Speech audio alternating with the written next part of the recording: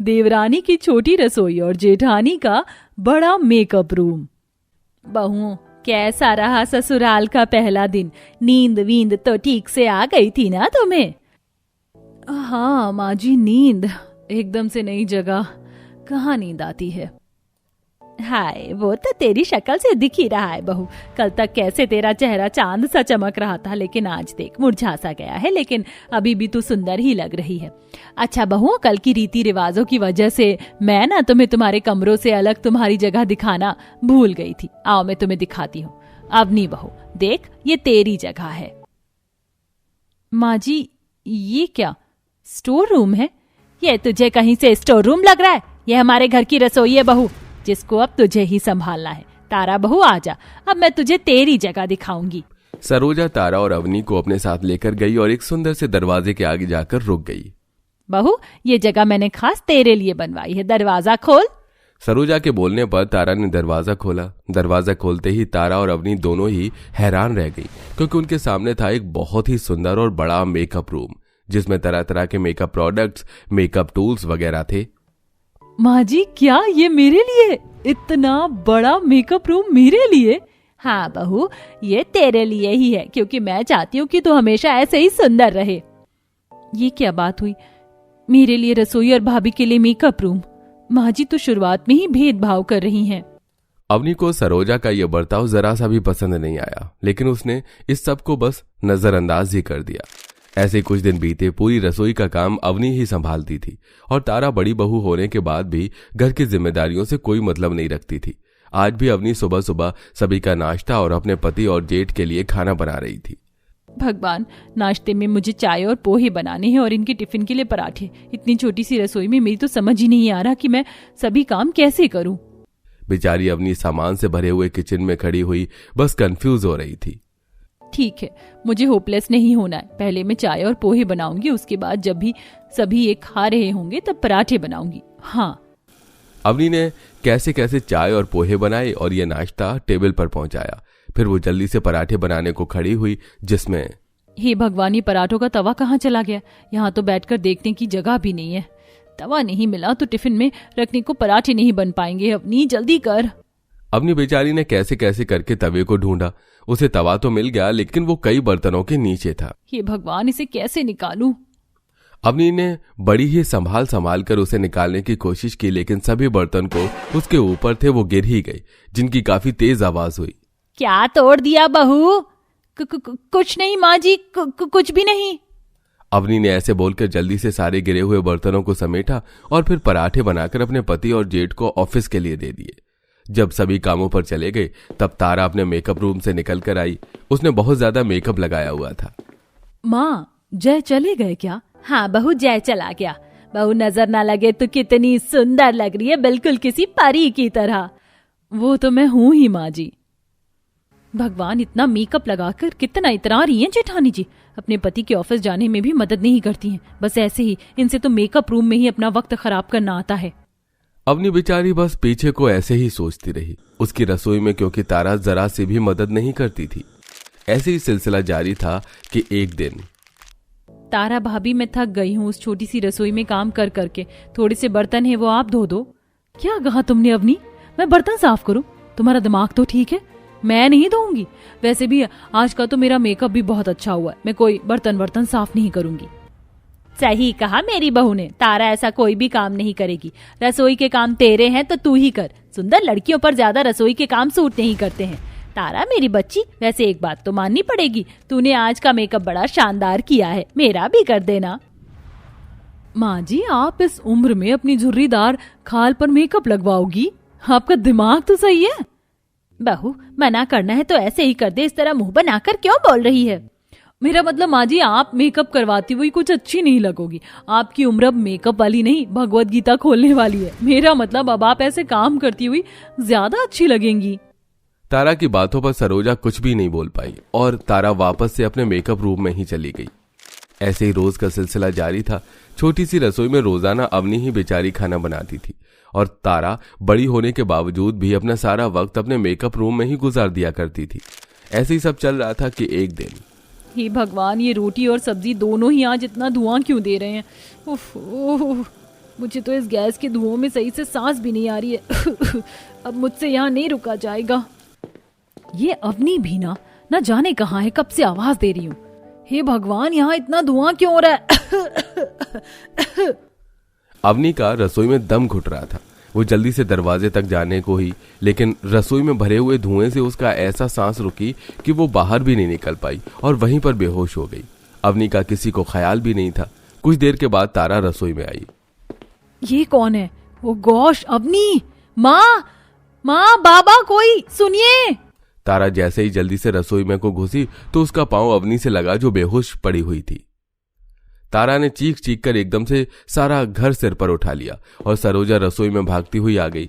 सरोजा ने जब अवनी को बेहोश देखा तो उसने जल्दी से डॉक्टर और अपने बेटे राज को और जय को फोन मिला दिया। और कुछ देर बाद, माँ, ये बताइए कि इतनी बड़ी भूल आखिर हो कैसे गई? अरे अवनी ही क्या, भाभी का भी तो काम पड़ता होगा ना रसोई से। अवनी इतनी देर रसोई में बेहोश रही और आपको किसी को कुछ पता ही नहीं था? भाभी कहाँ थी आप? राज बहुत ज्यादा गुस्सा कर रहा था। अवनी को भी डॉक्टर देखकर जा चुका था। राज की बातों का कोई जवाब नहीं दे रहा था कि तभी अवनी ही अपने लिए बोल पड़ी। राज जी, भाभी को कुछ मत बोलिए। भाभी तो उस वक्त अपना रूप संवारने में ही बिजी होंगी। क्यों, है ना भाभी? क्या मतलब? मतलब ये कि राज जी, आपकी माँ ने भाभी के लिए घर में अलग से मेकअप रूम बनवाया है, जो सिर्फ और सिर्फ तारा भाभी का है। और भाभी बस अपना सारा दिन उसी में गुजार देती हैं। मेरा कमरा रसोई है, जो इनके मेकअप रूम से 5 गुना छोटी है, और उसमें बस मैं ही काम करती हूँ। अवनी ने इस तरह खुद ही अपने लिए स्टैंड लिया और राज को सब कुछ बताया कि किस तरह उसे छोटी रसोई और उसकी जेठानी को बड़ा मेकअप रूम दिया गया है। सारी बात को सुनकर राज को बहुत ज्यादा गुस्सा आया और वो अपनी माँ से बोला, वाह माँ वाह, आपने तो कमाल ही कर दिया। मतलब एक बहू जो रसोई में सभी के लिए खाना बनाती है, सबका ख्याल रखती है, सभी के काम आती है, आप उसे ये वैल्यू देती हैं कि इसके लिए रसोई भी बस 2 गज की है। और दूसरा जो कि किसी के कुछ काम नहीं आती, आप बस उसे सुंदरता की वजह से वैल्यू देती हो। क्या बात है? मेरी बात तो सुन राज। अब कहने सुनने को बचाई क्या है माँ? अब आप मेरी सुनो। मैं अब अवनी को इस घर में जरा भी नहीं रहने दूंगा। बस बहुत हुआ। जब भी आपको आपकी सुंदर बहू ही प्यारी है, इसलिए अब मैं और अवनी इस घर में नहीं रहेंगे। मैं उसके साथ कहीं और बस जाऊंगा और आप रहिए तारा भाभी के साथ। मेकअप रूम में क्या, सारे रूम ही उन्हें दे दीजिए। राज की बात सुनकर सरोजा की समझ में नहीं आ रहा था कि वो क्या बोले। वो बस चुप सी रह गई कि तभी तारा बोल पड़ी, अरे नहीं, अगर देवर जी अलग हो गए तो घर का काम सभी की जिम्मेदारी मेरे ऊपर आ जाएगी। इससे पहले ये कहीं जाए, मैं बोल पड़ती हूँ। अगर ऐसा है तो फिर मैं ही क्यों माँ जी का बोझ संभालू? मैं भी अलग हो रही हूँ, माँ जी कर लेंगी जैसे भी करेंगी। तारा की बात सुनकर सरोजा को मानो किसी ने हथियार मार दिया हो। तारा, तू भी ऐसे बोल रही है? अरे मैंने तो तुझे कितना प्यार दिया है बेटा, फिर भी तू। हाँ, हे भगवान, ये तू मुझे कैसे दिन दिखा रहा है? बच्चे ही माँ का साथ छोड़कर जा रहे हैं। सरोजा बेचारी मजबूर होकर ऐसे ही रोने लगी कि तभी अवनी बोली, माँ जी चुप हो जाओ, रो नहीं। राज जी, हम यहाँ से कहीं नहीं जाएंगे। माँ बाप का दिल दुखाना अच्छा नहीं है, हमें उनकी सेवा करनी चाहिए। अवनी की यह बात सुनकर सरोजा के होश उड़ गई और उसकी आंखें खुली। तब उसे एहसास हो रहा था कि अब तक वो किस हीरे को कोयला समझती थी। उसने अवनी को गले से लगा लिया। वहीं तारा को अपने कहे शब्दों पर अब अपमान महसूस हो रहा था। उसने भी माफी मांगी और सभी मिलजुल कर खुशी खुशी रहने लगे। अरे सरिता, क्या बताऊं तुझे, बहुत जल्द मेरे बेटे की शादी हो जाएगी। मैंने पंडित जी से बात की है, लड़की भी देख ली है और रिश्ता भी पक्का हो गया है। देखना, अब तो 1 साल के अंदर अंदर मुझे भी दादी बनने की खुशखबरी मिल जाएगी। ये तो बहुत अच्छी बात है बहन। सुमित्रा अपने बेटे की शादी की खुशखबरी अपनी सारे दोस्तों को दे देती है और बहुत जल्द उसके बेटे की शादी हो जाती है। और शादी के बाद, बहू, अब तो बस मेरी एक ही ख्वाहिश है कि तू जल्दी से मुझे कोई खुशखबरी सुना दे। क्या माँ, अभी तो हमारी शादी हुई है और तुम हो कि अभी से ही? सुमित्रा की बात सुनकर विपिन वहां से चला जाता है। अब इसी तरह कुछ दिन बीत जाते हैं और देखते ही देखते निशा की शादी को 10 महीने गुजर जाते हैं। माँ जी, आज मुझे बहुत कमजोरी सी हो रही है, इसलिए आप अकेली बाजार चली जाइए। बहू, तुझे कमजोरी हो रही है, कहीं कोई खुशखबरी तो नहीं है?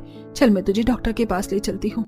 सुमित्रा को जब पता चलता है कि निशा की तबीयत ठीक नहीं है तो वो जल्दी से उसे डॉक्टर के पास ले जाती है, पर वहां भी उसे सिर्फ निराशा ही याद आती है और घर जाकर सुमित्रा के सब्र का बांध टूट जाता है। बहू, तेरी शादी को 10 महीने हो गए।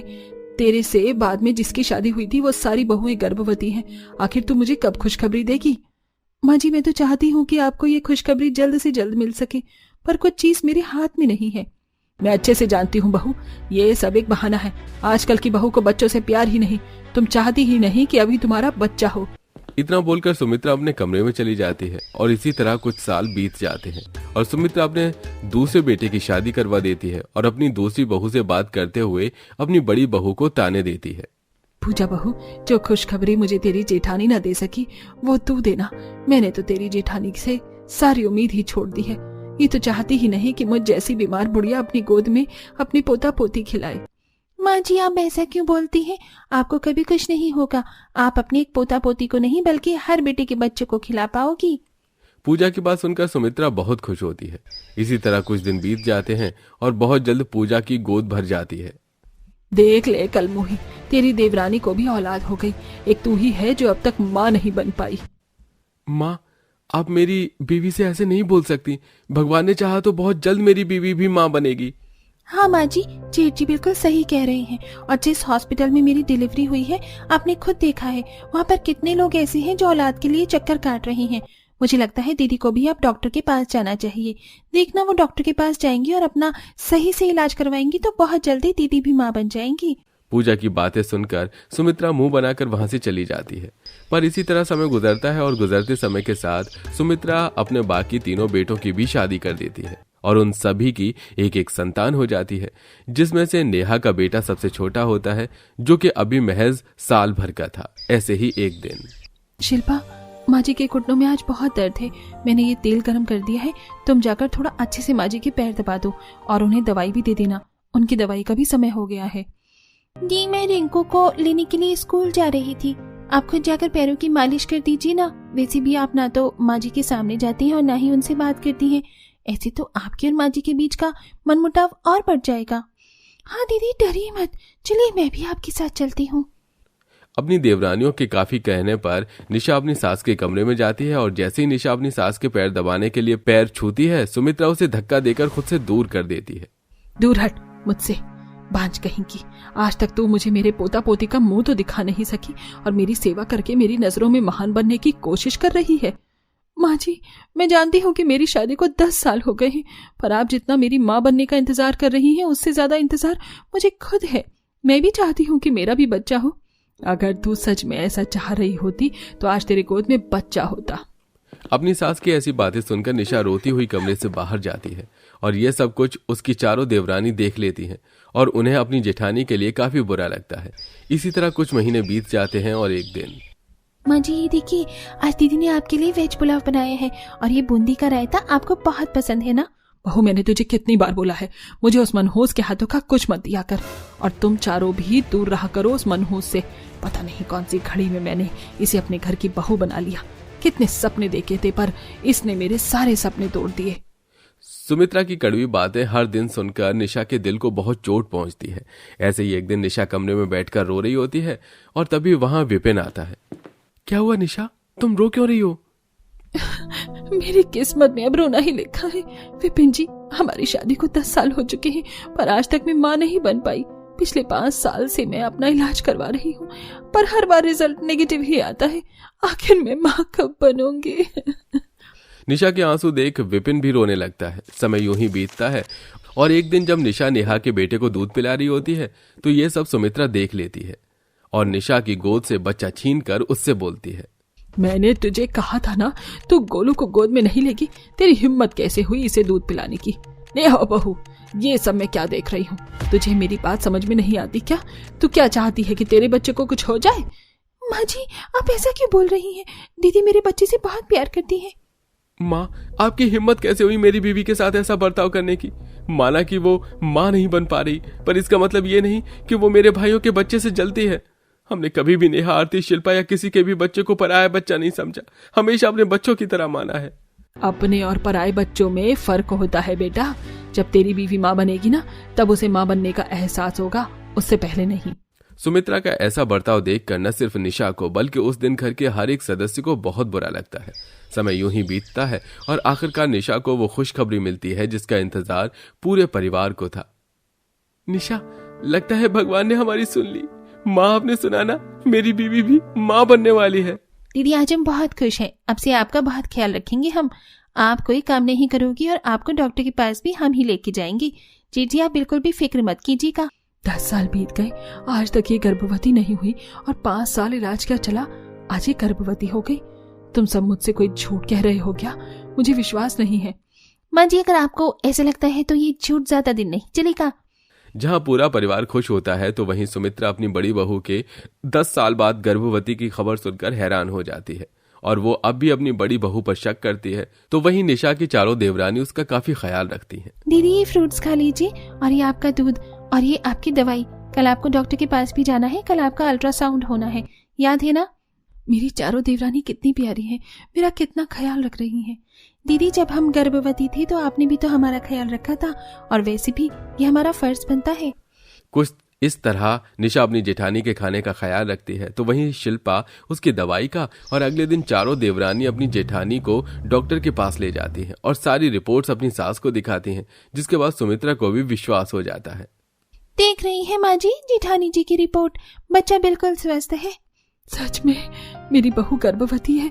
अब तो मैं बुढ़िया हो गई हूँ, बीमार रहती हूँ, अपनी बहू की देखभाल कैसे करूंगी? इसलिए अब तुम चारों को ही अपनी जेठानी का ख्याल रखना होगा। आखिर मेरी बहू 10 साल बाद जो गर्भवती हुई है और जैसा डॉक्टर ने कहा है बिल्कुल वैसा ही करना है। उस दिन सुमित्रा भी निशा को अपना लेती है। इसके बाद सुमित्रा भी निशा का ख्याल रखती है और कोई भी उसे न तो सीढ़ी चढ़ने उतरने देता है और न ही घर का कोई काम करने देता। यहाँ तक कि बीमार होने के बाद भी सुमित्रा अपनी चारों बहू के साथ खड़ी होकर अपनी गर्भवती बहू के लिए हेल्दी खाना बनाती है। ये बन गए गोंद के लड्डू। जब मेरी बहू का बच्चा होगा तो मैं उसे अपने हाथों से खिलाऊंगी और अपने होने वाले पोता पोती का नाम भी मैं खुद रखूंगी। इस तरह सुमित्रा भी निशा का ख्याल रखती है और 10 साल बाद अपनी सास का प्यार पाकर उसके सारे दुख खत्म हो जाते हैं।